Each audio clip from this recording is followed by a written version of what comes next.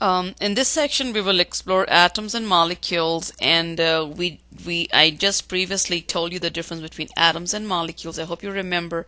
Molecules are usually made when there are more than two atoms, and they are formed by various means, and the ways that they formed molecules are called as bonds.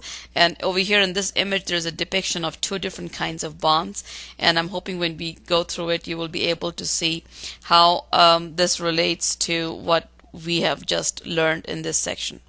So two or more atoms share electrons. Or you can say not only share, sometimes they also can transfer. So I want to write this down. Transfer or share electrons. So two or more atoms can either share or transfer electrons. Molecules are the simplest form of a compound. A compound is a substance that is made when two or more elements combine. For example, hydrogen is a gas and so is oxygen. But if the two elements combine in a specific ratio, which is H2O, the ratio is 2:1, this is now called as a compound because it's the compound water. And the simplest molecule is H2O, which shows that there are two atoms and two atoms of hydrogen, one of oxygen. Similarly, if I give you example, a formula of glucose, then you can see this represents that there are 6 carbon atoms, 12 hydrogen atoms, and 6 oxygen atoms. There are several types of bonds that we will see how a molecule is formed with. One is called as an ionic bond. Another kind is the covalent kind, and the third is the hydrogen bond. All three of these bonds are very important for basic chemistry, so I'm going to go ahead and give you a little bit of information for each. Notice that under covalent bonds we have one that is called as a polar and non-polar. So there are two subcategories under covalent. So let's go on to the ionic bond. One atom can either lose or gain an electron. So because of this, we call one atom transferring an electron, because this transfer can be either by taking in, or that is by gaining or by losing. And when it does that, atoms change their net charge, and because they change their charge, they are now called as ions, and ions are charged particle. For example, the image over here shows you that sodium has 11 electrons. Now, if out of these electrons, 11 electrons, if one electron is given away then the net charge on these electrons, the total charge would now be 10 electrons. However, there will be still 11 protons, and that will make this a positively charged particles. 11 protons are positive, 10 electrons are negative, so you have one more positive charge. However, on this other picture that's shown over here, we can see that the number of electrons on the outside are, and you count all the blue balls, you will find that these numbers are 17. Chlorine has 17 electrons, and these are all negatively charged particles. It also has 17 protons. Now when it gains this one electron over here, then what will happen is it will now have 18 electrons, which means that it has one negative charge more. So this makes it a negatively charged particles. So when you have these charged particles, whether they are positive or they are negative, the charged particle will then result in electrostatic attraction among the two, and this a bond arises by this oppositely charged particle, and that bond is called as an ionic bond. So in this example, sodium chloride table salt is put together by an ionic bond between sodium and a chloride ion. However, there is another kind of bond that is called as covalent bond. Covalent bonds are formed by two atoms that share electrons. Now when they share electrons, they can be either, over here you can see 2 electrons being shared for hydrogen. If you see closely over here, you see 4 electrons for oxygen, and you see 1, 2, 3, and 4 electrons over here.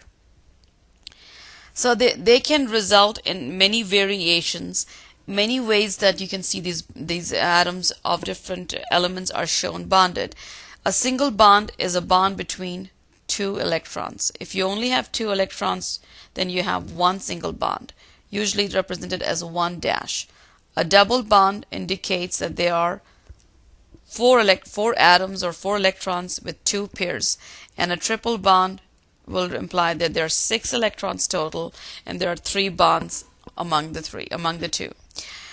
These bonds that are formed, that are shown in these images, are of also, I don't know if you noticed this so far, but notice that hydrogen and oxygen are bonds between the same kinds of atoms, versus a bond between carbon and hydrogen where we have 2 different elements sharing the electrons. When you have same atoms sharing, then those are called as non-polar bonds. When you have two different atoms sharing, then those are the polar bond. I'm going to give you the water example of water. Water has a bond, a covalent bond between oxygen and hydrogen, and the other between the second oxygen and hydrogen. Now each of these bonds are unequally distributed. It's an unequal distribution because think of it as a tug of war, where one side is stronger, and in this particular case oxygen is the more stronger element. So if oxygen is the more stronger element, then it pulls that electron towards itself. So instead of the electrons being equally present in the middle like this, the electrons are actually present more on the side of electrons between closer to the oxygen end. And when that is the case, it creates an unequal distribution of electron shared.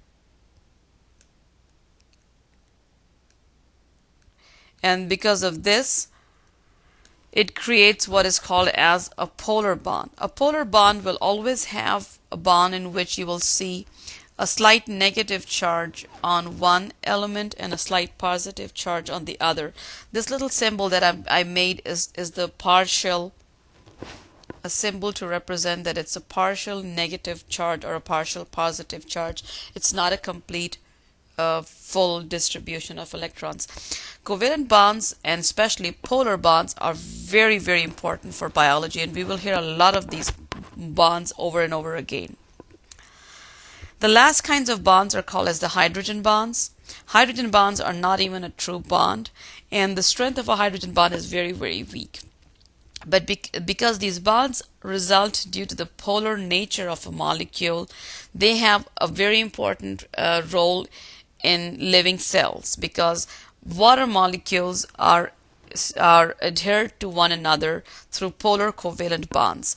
Now if you can see, each of these red balls is shown as the oxygen atom. So if you have oxygen in each of these, and oxygen is negatively charged and the hydrogens are positively charged, notice that you have a scenario where you have hydrogen here, oxygen here, and a hydrogen here.